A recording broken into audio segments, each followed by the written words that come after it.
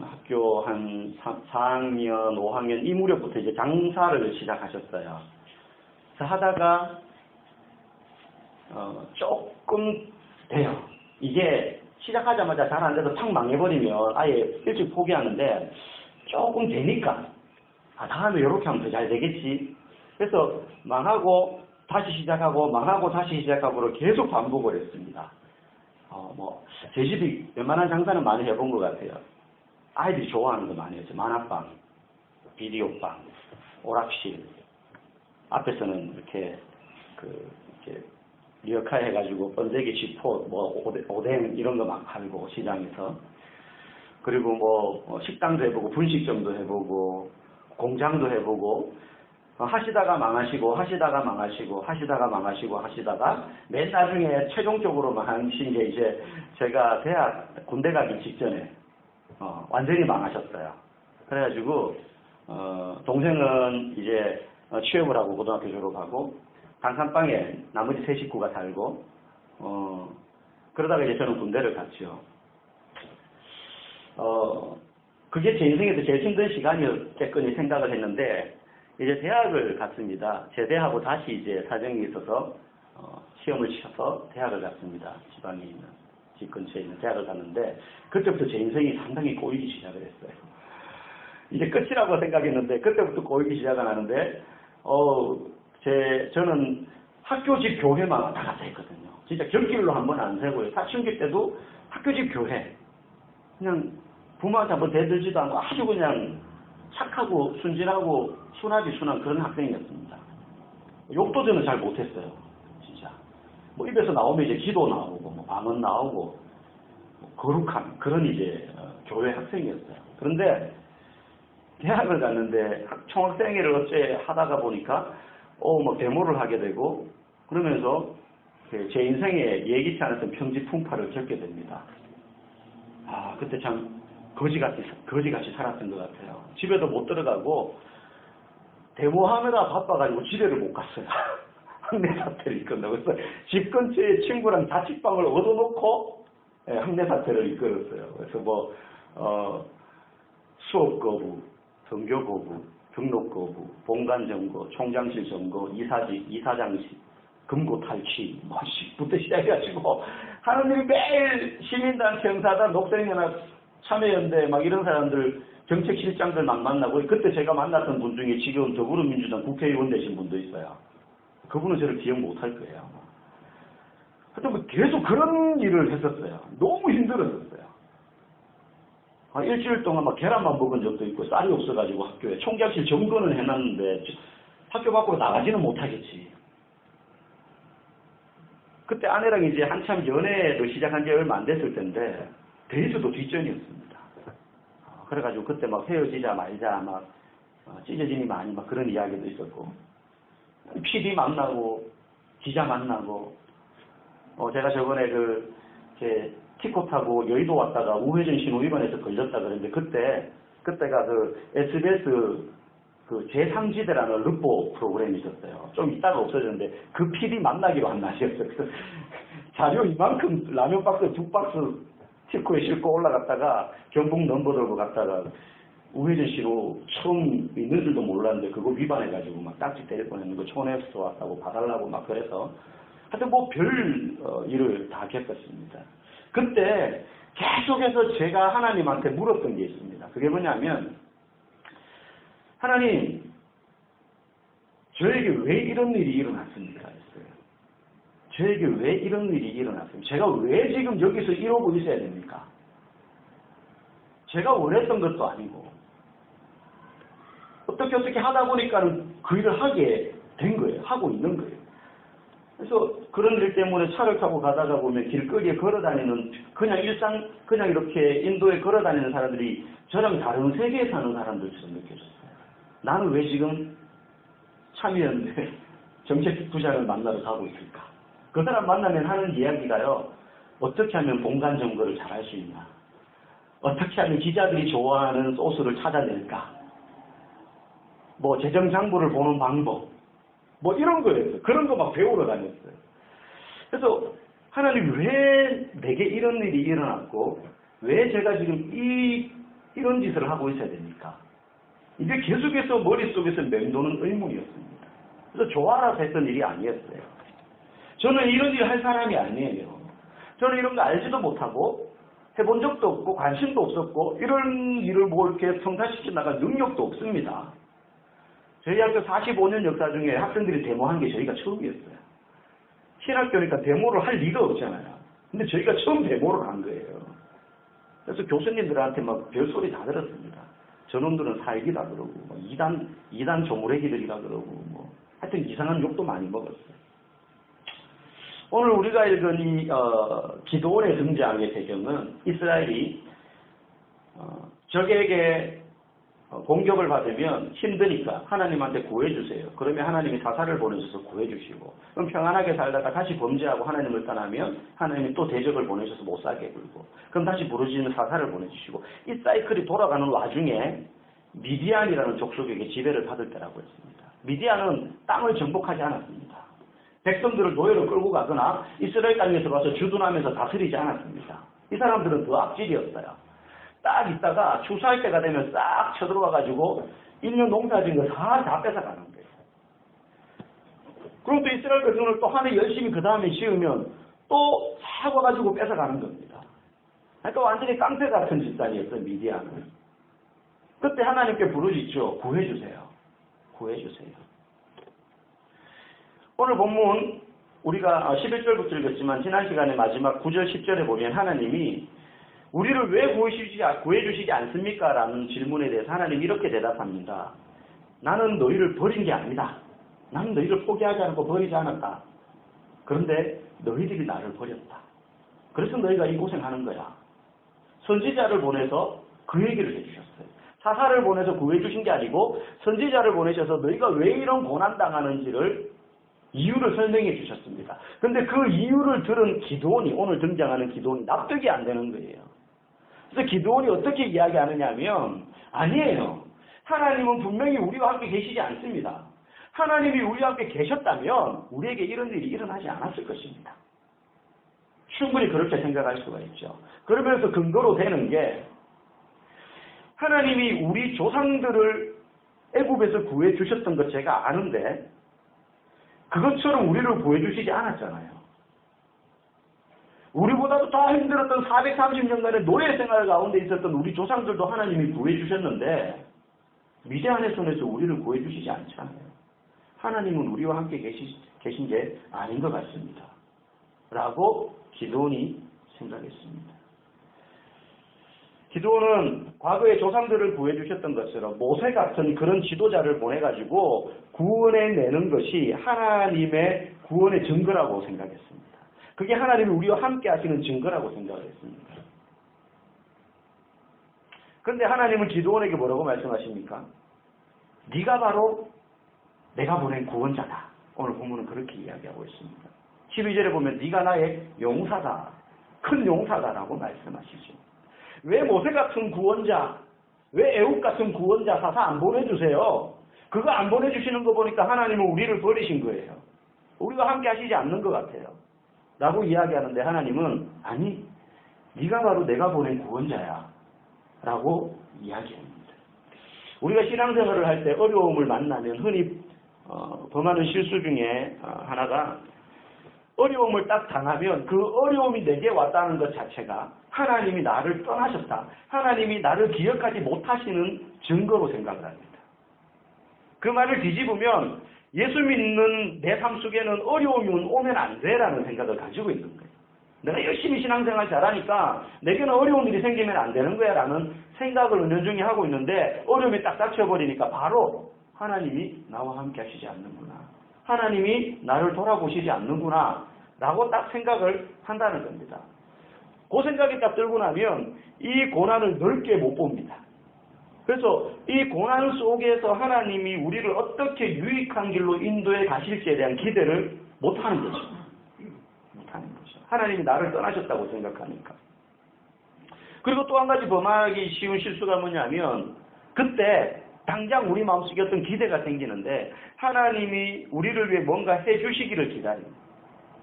아니면 어떤 유력한 능력 있는 사람을 통해서 나를 도와주시지 않을까 하는 기대를 가집니다. 주님 왜 이 문제를 제게서 제거해 주지 않습니까? 왜 이걸 해결해 주시지 않으신가요? 아니면 저를 도와줄 사람을 왜 안 붙여주세요? 그런 생각을 하게 되죠. 그런데 기도원이 지금 그 생각을 하는 거예요. 왜 애굽 같은 사람 안 보내주고 모세 같은 지도자 안 보내주세요? 왜 이 문제를 해결해 주지 않으세요? 근데 그때 하나님이 뭐라고 대답하셨다 그랬습니까? 네가 바로 큰 용사다. 네가 바로 이 문제를 해결하기 위해서 보낸 구원자다라는 겁니다. 기도원이 지지 않습니다. 15절에 보면 이렇게 이야기합니다. 15절 우리 같이 한번 읽어볼까요? 시작. 네, 그러나 기도원이 시작. 그러나 기도원이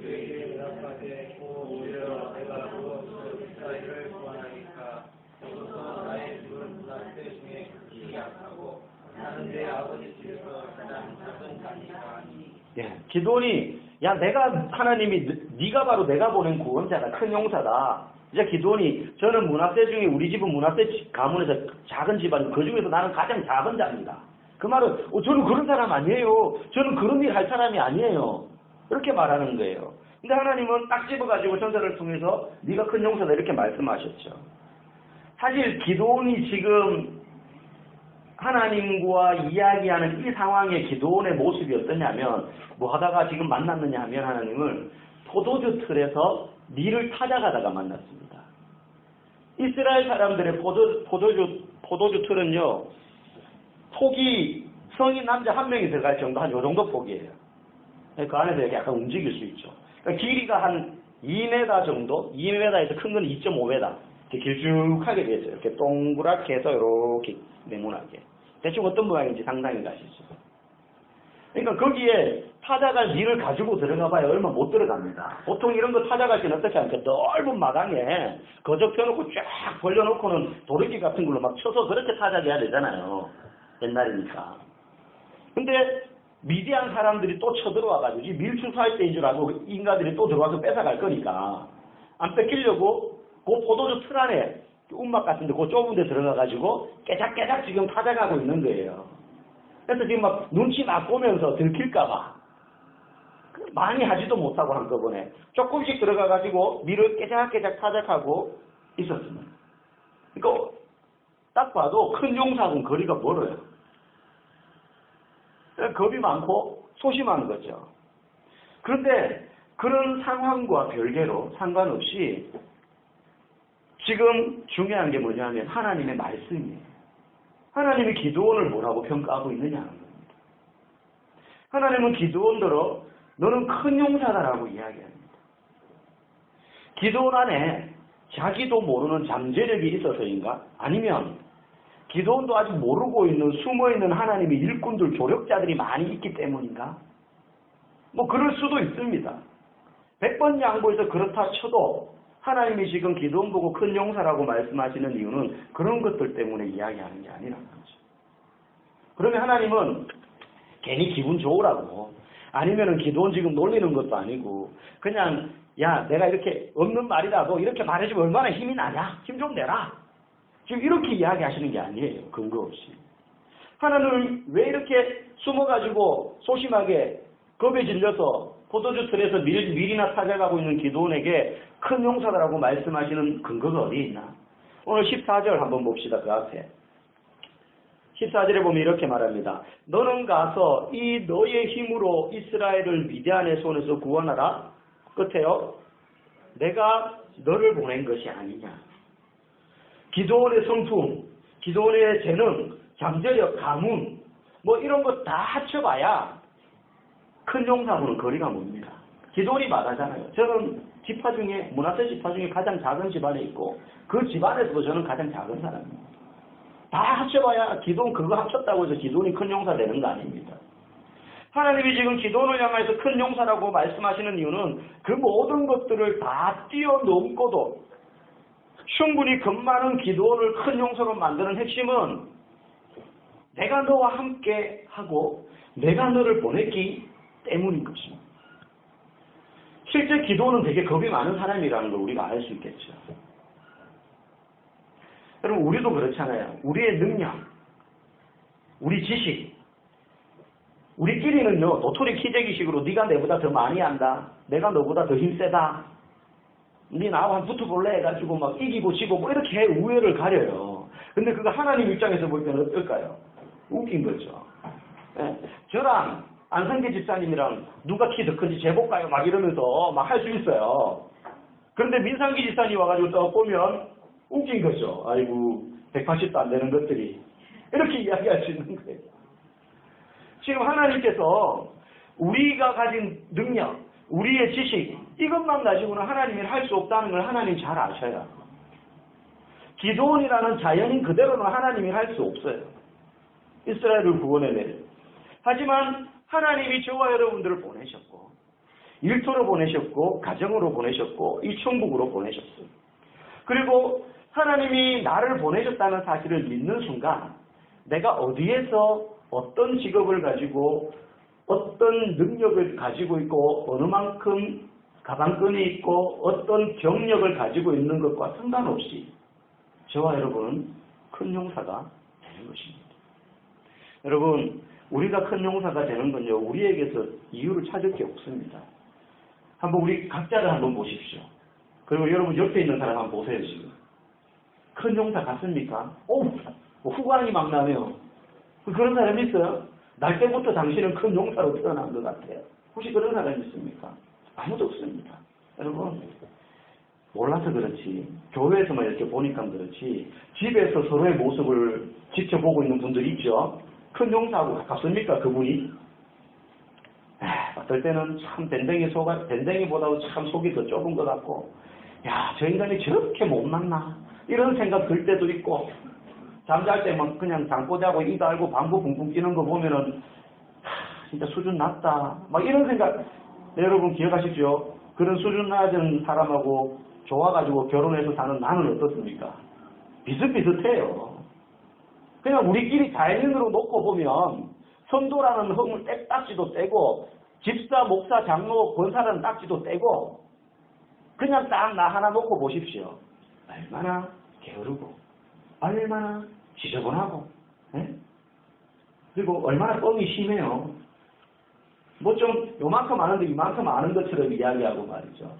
전에는 뭐 정치에 관심도 없었는데 요즘 뉴스 보니까 막 옛날부터 정치에 막 관심이 되게 많은 것처럼 막 누구는 어떻고 누구는 저떻고 막 이러면서 특히 남자들 군대 얘기하면은 우리 아내가 제가 아이들한테 한 번씩 군대 얘기 이렇게 하면은 우리 아내가 옆에서 초를 쳐요. 아빠 말의 80%는 뻥이다 이러면서. 근데 이게요 뭐 특별하게 우리가 뭐 이렇게 못나서 그런 게 아니고 그게요 평범한 우리들의 모습이에요.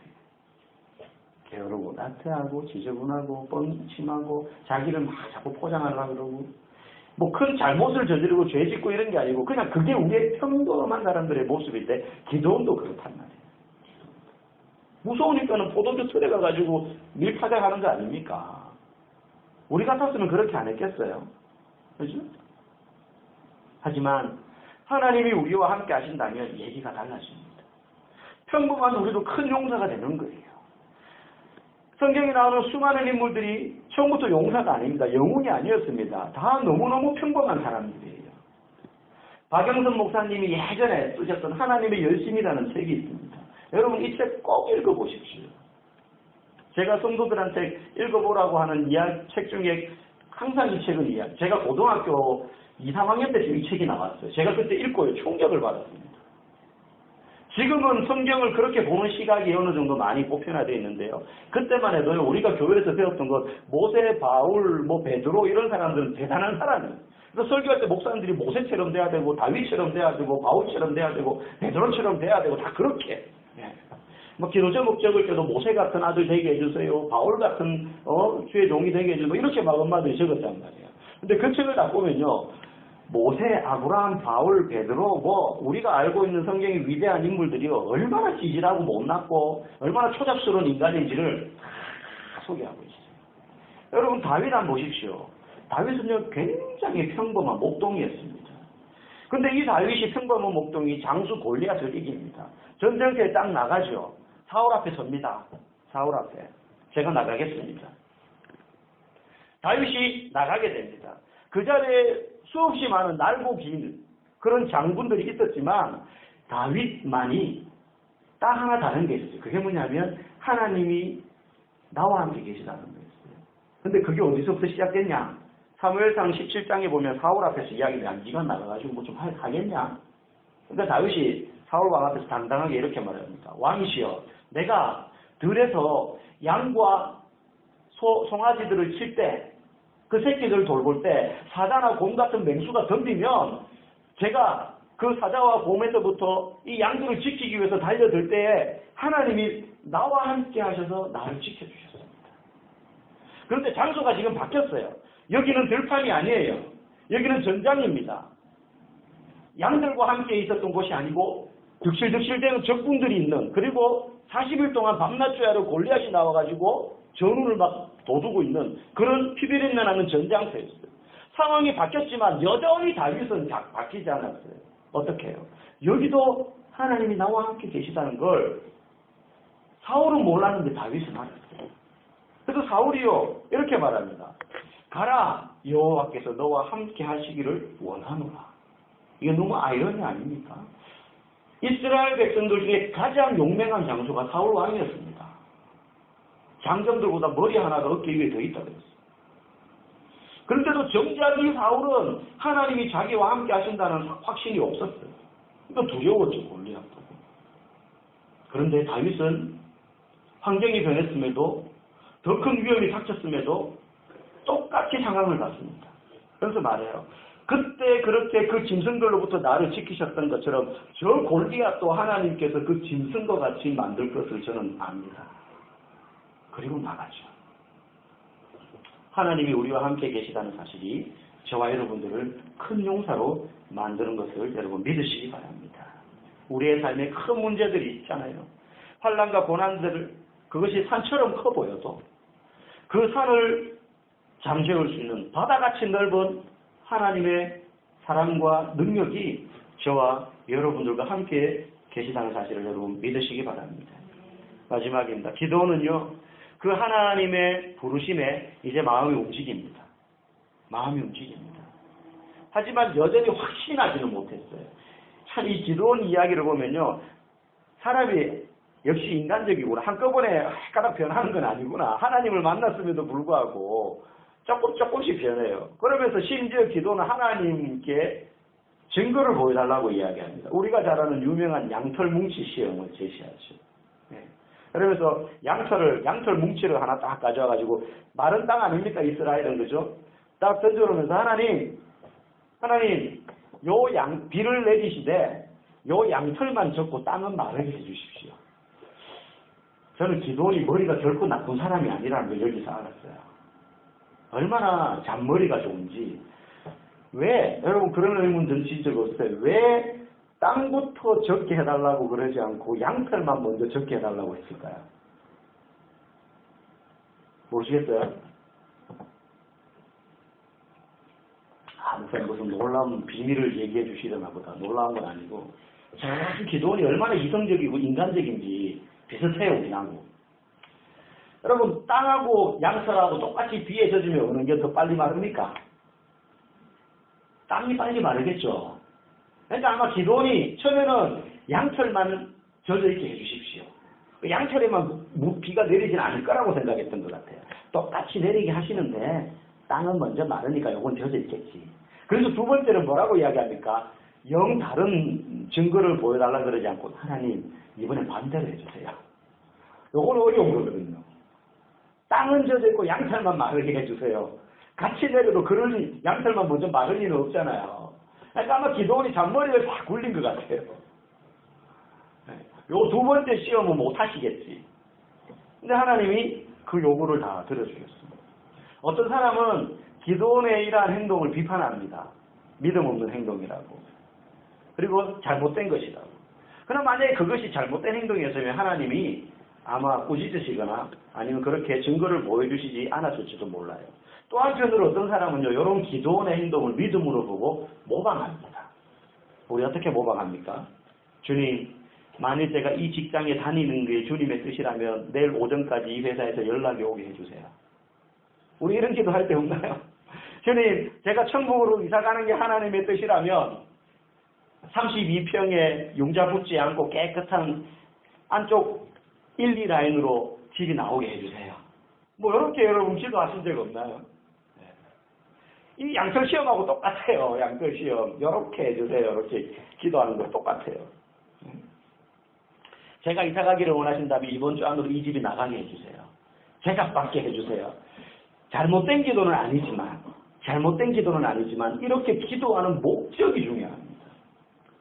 자, 첨언을 하자면 예수님을 사탄이 와서 시험을 하죠. 40일 금식하고 난 다음에 네가 정말 하나님의 아들이란 증거를 대봐라. 그러면서 돌로 떡대게 해라. 높은 산에 올라가 뛰어내려라. 뭐 이런 이야기를 하죠. 그때 예수님이 마귀 행동을 꾸짖으셨어요. 그럼 기도원이 한 행동은 뭘까? 왜 하나님 꾸짖지 않았을까? 지금 하나님 시험한 건데 왜 꾸짖지 않았을까? 기도는 단순한 증거로 하나님께 표적을 구한 게 아니고 하나님이 이 자연의 모든 힘들 위에서 다스리시는 주권자임을 보여달라고 요청한 거예요. 어떤 지금 내가 결정을 내려야 되는데 결정을 내리기 위한 작은 표적을 찾고 있었던 게 아니 그때랑 지금은 많이 다릅니다. 지금은 하나님의 은혜의 방편들이 많아요. 무슨 말이냐면 하나님의 뜻을 알 수 있는 통로들이 많습니다. 지금 우리한테는. 대표적인 그 통로가 뭐냐면 우리가 3개월에 한 번씩 하는 성만찬이에요. 성례식, 성찬식이요. 하나님의 은혜, 하나님의 뜻을 하나님이 내게 오시는 은혜를 누리는 통로 중에 하나예요. 그리고 성경 말씀이 있죠. 그리고 성도들 간의 교제가 있습니다. 교회가 있습니다. 근데 이때는 그게 다 없어요. 다 없어요. 네? 그죠? 말씀도 없고 성만찬도 없고 아무것도 없습니다. 그러니까 뭐가 필요하냐면 표징이 필요한 거예요. 표징이. 하나님에 대한 증거가 아주 제한적이기 때문에 이런 직접적인 사인이 필요했던 거예요. 그래서 기도는 이 표적이 하나님이 나를 그리고 구원 약속을 지킬 만한 능력이 있는 분인지 테스트를 하기 위해서 양털 뭉치 시험을 요구한 게 아니고 하나님 내게 지금 큰 용사라 그러는데 진짜 나를 통해서 구원하실 만한 힘이 있는 분인지를 테스트하려고 한 게 아니라 구원 약속을 하시는 하나님이 우리 조상들을 구원해내셨던 내가 들어서 알고 있는 그 놀라우신 하나님이 맞냐 이거 지금 나를 찾아오시는 거예요. 그러니까 하나님의 능력을 시험한 게 아니고 하나님의 존재를 시험하는 거예요. 제가 하나님이 그런 능력이 있는 분이라는 건 알겠어요.